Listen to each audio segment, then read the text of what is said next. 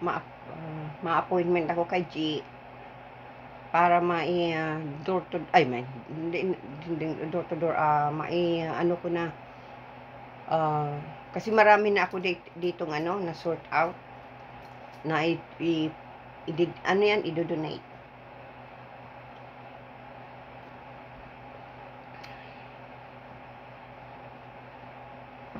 Hindi basura ang i-donate ko ha, kasi hindi naman tinatanggap sa ano yan, dyan sa donation center kung basura.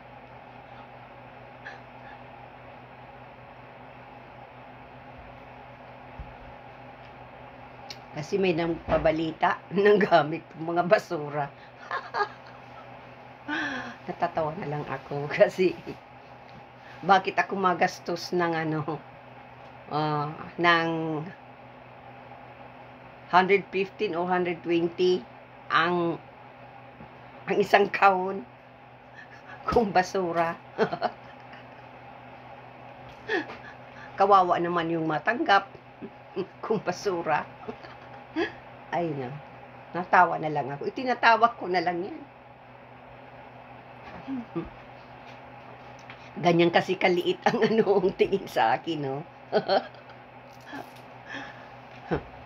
Natawa ko na lang. Yan.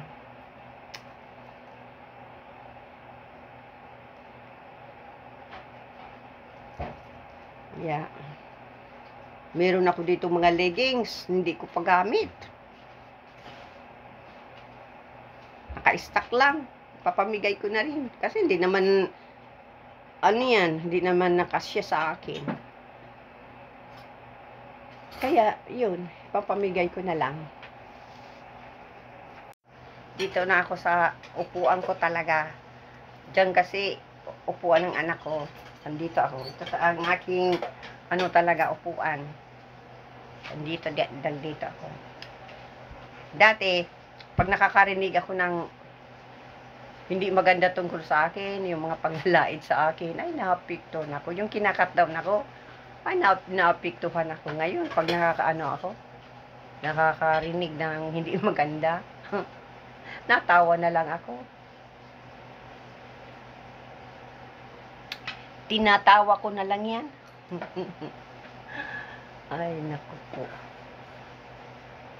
Dati, sobrang sensitive ko pag nakakarinig ako ng hindi maganda tungkol sa akin, yung mga panglalait sa akin, mga pang-cut down, pagmamaliit sa akin, ay, naapektuhan ako. Pag nag-iisa, naiyak ako, pero ngayon hindi na, natawa na lang talaga ako. Tinatawa ko na yan. Kasi ganyan talaga, may mga, hindi talaga yun maiwasan. Kaya yun. Life is short. Para lang nasayangin ko ang natitira ko pang buhay dito sa mundo.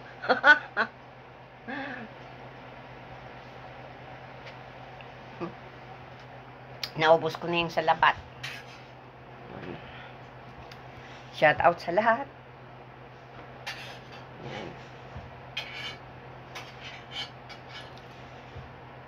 Yan ang ano yan. Mamaya, may aayusin pa ako na hindi ko na ginagamit.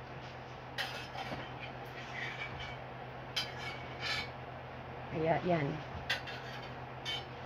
Yung mga sapatos na hindi ko man ginagamit kasi ayoko nang mamatataas. Sobrang taas mga ganyan. Pamigay ko na. Kaya yan na Tapos yung mga ibang mga collection ko dito na hindi ko naman magagamit. Yun. Pamigay ko na rin. Yan. Mapili na lang ako yung mga gusto ko talaga.